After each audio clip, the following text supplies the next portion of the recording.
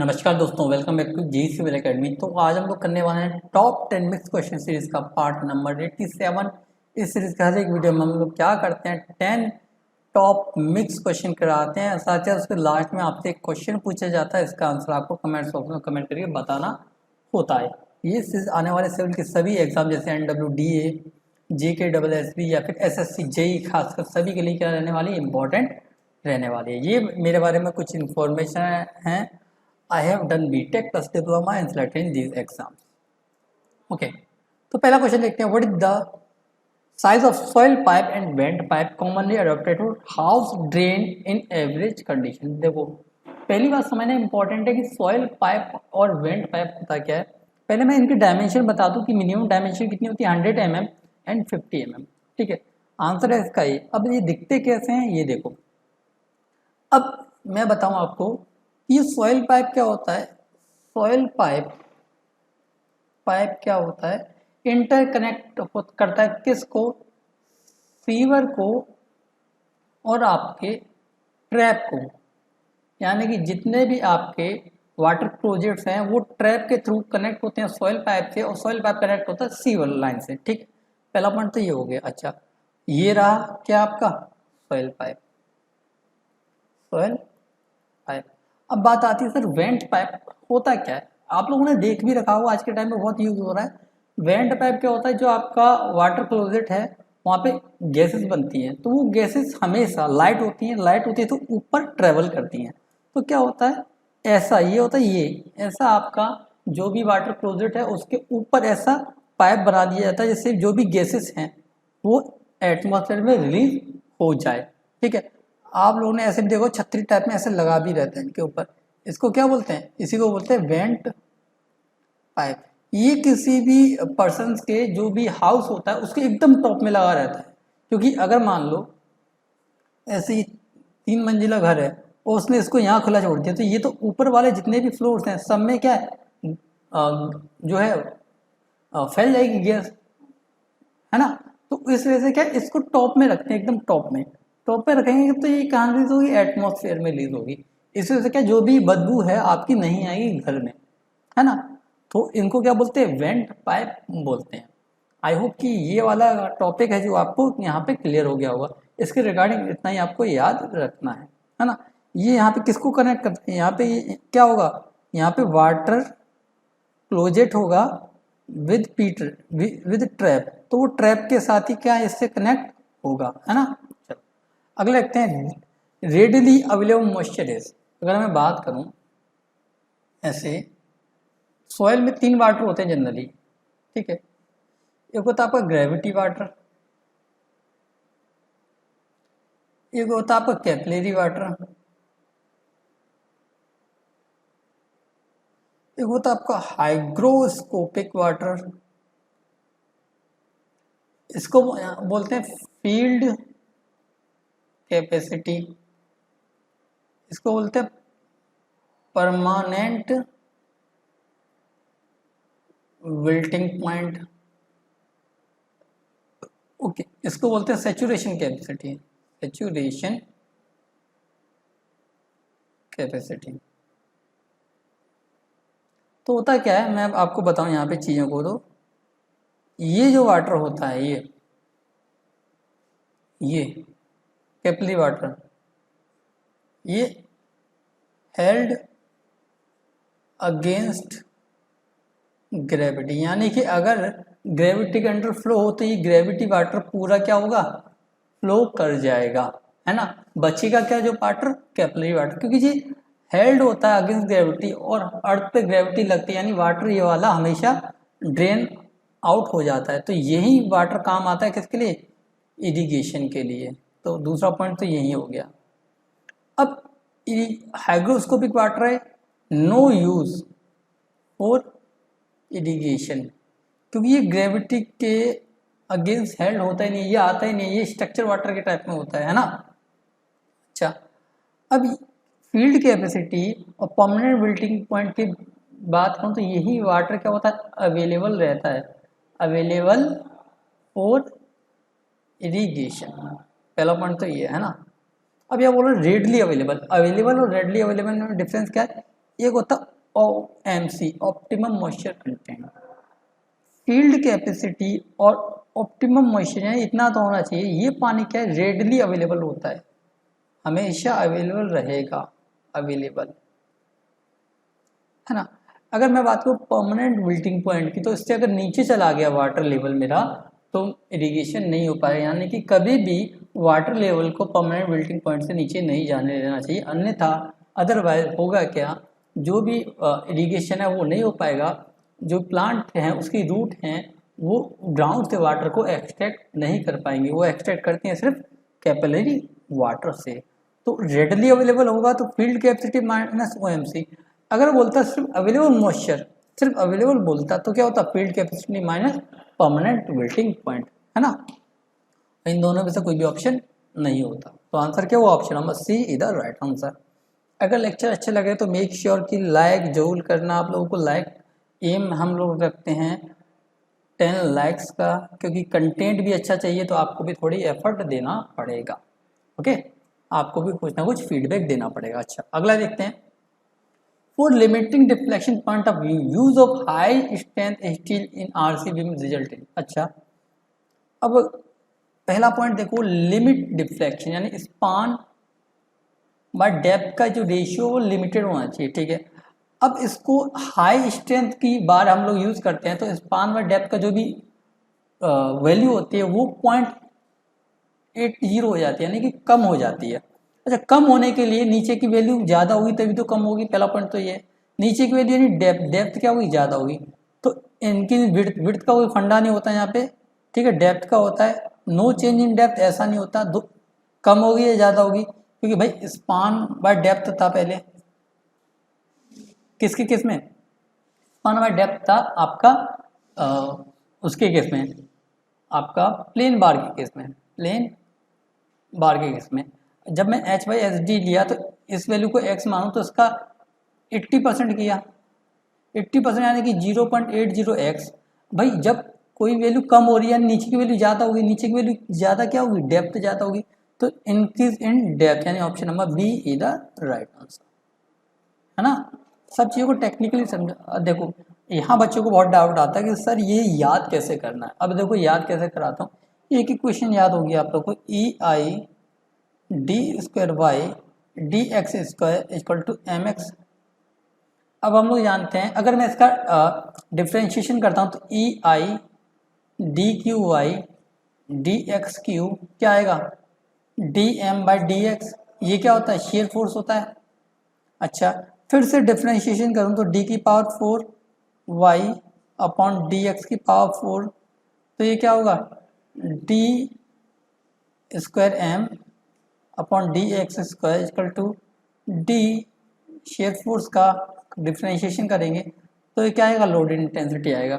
और इसका इंटीग्रेशन करूँ, यहाँ से इंटीग्रेशन चलने उल्टा कर रहे हैं, EI/dy/dx, तो ये क्या होगा, स्लोप बताएगा।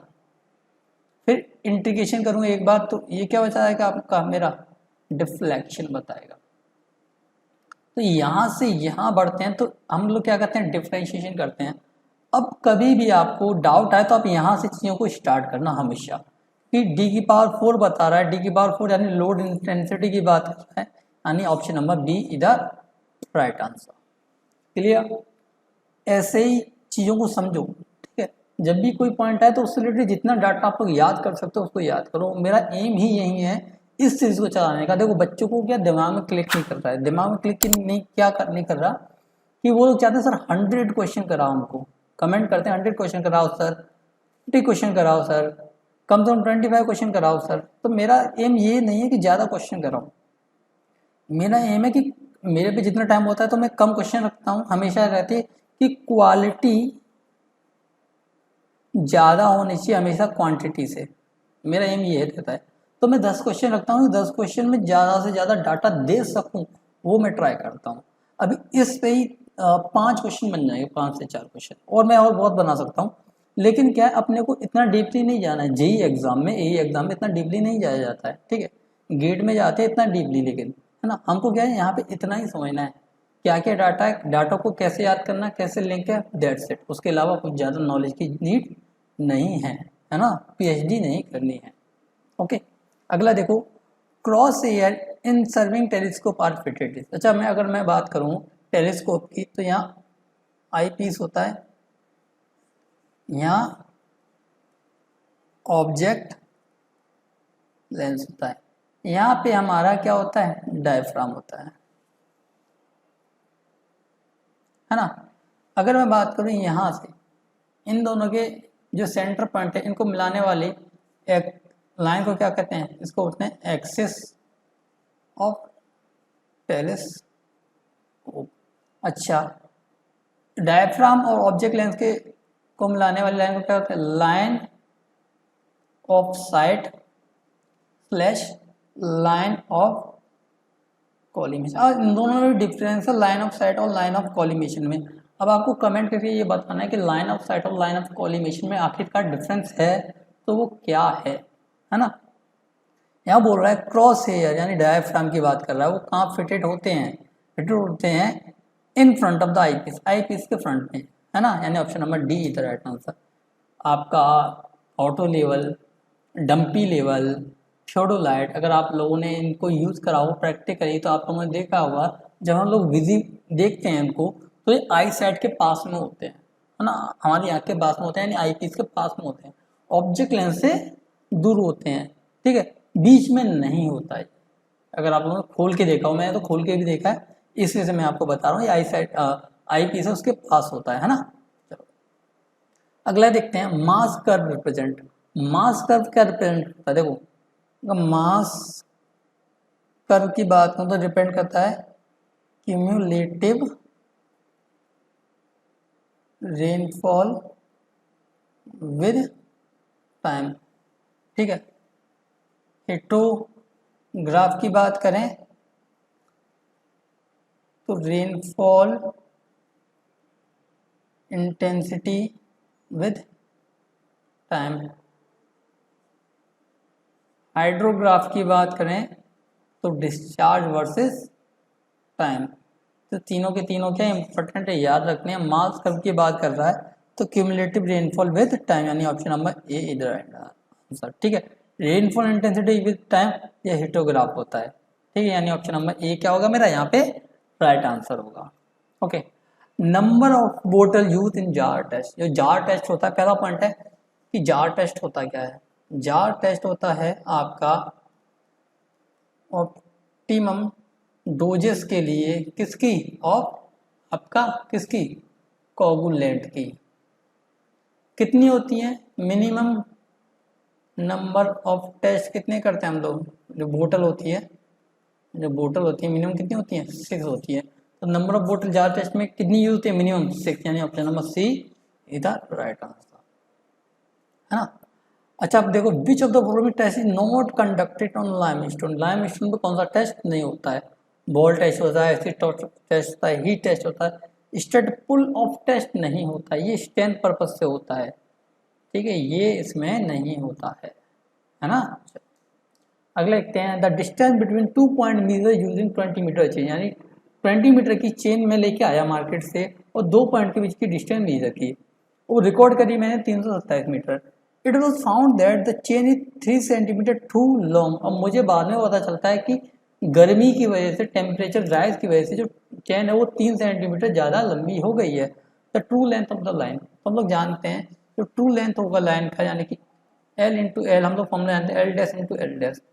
एक्चुअली में ये कितनी हो गई थी आपकी 20.303 मीटर अपॉन 20 इंटू कितना था 327, यानी कि जो आंसर होगा 327 से ज़्यादा होगा, ये नहीं होगा, ये नहीं होगा, इन दोनों में से एक होगा। अब इसको कैलकुलेट करना थोड़ा टिपिकल हो जाता है, तो हम इसको सिंपल करते हैं कि जब भी मैंने चेन यूज़ करी होगी, कहाँ भाग गया, ठीक है, कि जब भी मैंने चेन यूज़ करी होगी तो हर बार 3 सेंटीमीटर ज़्यादा यूज़ करा होगा, ठीक है। तो अगर मैं 20 सेंटीमीटर से करता हूँ 327 और 20 सेंटीमीटर से डिवाइड करता हूँ, 20 मीटर से डिवाइड करता हूँ, तो पता चल जाएगा कि कितने सेट मैंने रखे हैं, यानी कितनी बार मैंने उसको नापा है, मीजर करा है। तो इसके करूँगा तो 2 एकम 2, 2 छिंग 12, ठीक है, 2 तिये 6, 2 पंजे 10, ठीक है, ये इसका वैल्यू रहेगी। अब इसको 10 से डिवाइड करूँगा तो 16.35 रहेगा। इतनी बार मैंने क्या मीज़र किया है। अब इसी को मैं गुणा कर दूंगा किससे, 3 डिवाइड बाय 100 से, तो कितना मीटर एक्स्ट्रा मुझे ऐड करना वो निकल के आ जाएगा। तो कितना आएगा, 3 पंजे 15 यहाँ 3 4 9 1 10 की 0 हाथ लगी, एक 3 6 18 और एक 19, 3 1 3 और 4 49.05, ठीक है। और इसमें 100 से डिवाइड और कर देंगे तो आंसर कितना आएगा, यहाँ आएगा 327.4905। इसको लगभग लिख सकते हैं 327.49 मीटर, यानी आंसर क्या होगा, ऑप्शन नंबर बी इधर राइट आंसर, ठीक है। ऐसे भी कैलकुलेट कर सकते थे, लेकिन ऐसे कैलकुलेट करते तो टाइम ज़्यादा लग जाता है ना। पहले इसको कैलकुलेट करते, अब क्या इसमें ऐड करना है, ऐड कितना करना है, जितना मीजर किया, मान लो एल मीजर किया, कितनी चेन से मीजर किया, मान लो 20 की से मीजर किया। अब इसमें गुणा कर दो कि इतने सेट मारे और कितना कम था या कितना ज़्यादा था। अगर ज़्यादा था तो वो प्लस होगा और कम था तो वो माइनस होगा, है ना। चलो अगला देखते हैं, which of the following method of treatment of timber by use hydrostatic pressure. तो जो बाउचर प्रेशर प्रोसेस है वो हाइड्रोस्टैटिक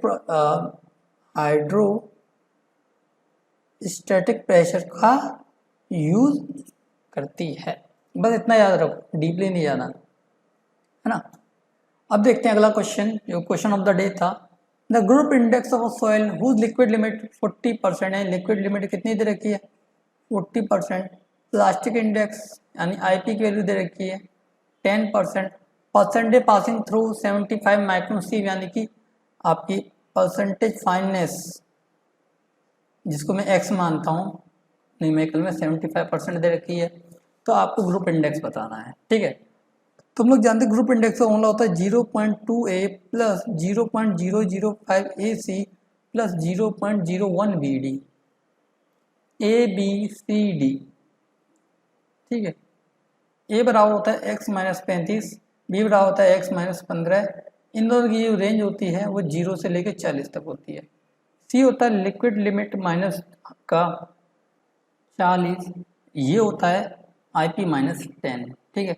इसकी जो रेंज होती है 0 से लेकर 20 होती है। अगर यहाँ मैं x की बात करूँ तो 75 है माइनस 35 है, तो ये आएगा आपका कितना 40 आएगा, तो ये रेंज में है। बी की बात करूँ तो ये 35 है माइनस 15, नेगेटिव नहीं आएगा, ये आएगा आपका सॉरी 35 है ना, ये 35 है, एक्स की वैल्यू 35 है, गलत हो गया, 35 है, 35 तो ये कितना आएगा 0 आएगा, और ये 35 माइनस 15 है ना, तो ये कितना आएगा, ये आपका 20 आएगा। तो ठीक है, लिक्विड लिमिट कितनी है 40 है, माइनस 40 करोगे तो ये 0 आएगा। IP कितना है 10 है, तो 10 माइनस 10 करोगे तो 0 आएगा, यानी यहाँ पे B को छोड़ के सब 0 है, तो A भी 0 हो गया, ए यहाँ भी 0 हो गया, डी यहाँ 0 हो गया, तो सब मिलके 0 आएंगे। 0 किस में, ऑप्शन नंबर ए में, यानी ऑप्शन नंबर ए क्या रहा हमारा राइट आंसर रहा। ग्रुप इंडेक्स का जो क्वेश्चन है वो मैं कहूँगा थोड़ा टफ है, लेकिन ये आपको 100 बच्चों में से अलग खड़ा कर देता है। तो ग्रुप इंडेक्स का क्वेश्चन मैं तभी रखता हूँ कि ये क्वेश्चन हमारे एग्जाम्स में आने लगा है, तो इसकी प्रैक्टिस भी आप लोगों को करनी चाहिए और फ्यूचर में ये क्वेश्चन आपको देखने को 100% मिलेगा। ओके, अब देखते हैं क्वेश्चन ऑफ द डे। ये क्वेश्चन बहुत ही कॉन्सेप्चुअल है, इसको हम लोग नेक्स्ट वीडियो में डिस्कस करेंगे, लेकिन आपको इससे पहले बताना है कि इसका आंसर क्या है, क्यों है। अगर आपको लॉजिक समझ में आ गया तो आप इसको कर लोगे, अगर लॉजिक समझ में नहीं आया, कॉन्सेप्ट समझ में नहीं आया तो सॉल्व नहीं हो पाएगा। ओके, तो यहाँ पे इस लेक्चर को एंड करते हैं। आई होप कि लेक्चर आपको अच्छा लग रहा हो। लाइक एम कितना रखा है मैंने, लाइक एम रखा है मैंने 10 लाइक्स का, तो ये भी आप लोगों को कंप्लीट करना है। कंटेंट अच्छा लग रहा है तो लाइक जरूर करना है, नहीं अच्छा लग रहा तो डिसलाइक करना है, और कुछ अच्छा लग रहा है तो वो भी कमेंट करके बताइए। कोई भी डाउट है, किसी एग्जाम की प्रिपरेशन आप लोग कर रहे हैं, खासकर वो बताइए, क्योंकि उसी के अकॉर्डिंग मैं कंटेंट तैयार करूँगा। और जो मेरा एम है, जो मैं कोई मेजर बच्चे SSC JEE के लिए प्रिपेयर करते हैं, तो मैं उसी के रिगार्डिंग आप लोगों को ज़्यादा क्वेश्चन रखूँगा। लेकिन अगर आप लोग बता दोगे कि सर मैं इस एग्ज़ाम्स की तैयारी और कर रहा हूँ, तो उसके रिगार्डिंग भी हम लोग क्वेश्चन में इंक्लूड करते जाएंगे। ओके, तो यहाँ पे लेक्चर्स को एंड करते हैं, मिलते हैं नेक्स्ट लेक्चर में। Till then be happy, keep learning and don't forget keep smiling. Lectures को लाइक कीजिए, चैनल को सब्सक्राइब कीजिए, अपने दोस्तों के साथ शेयर कीजिए। मिलते हैं नेक्स्ट लेक्चर में। ओके।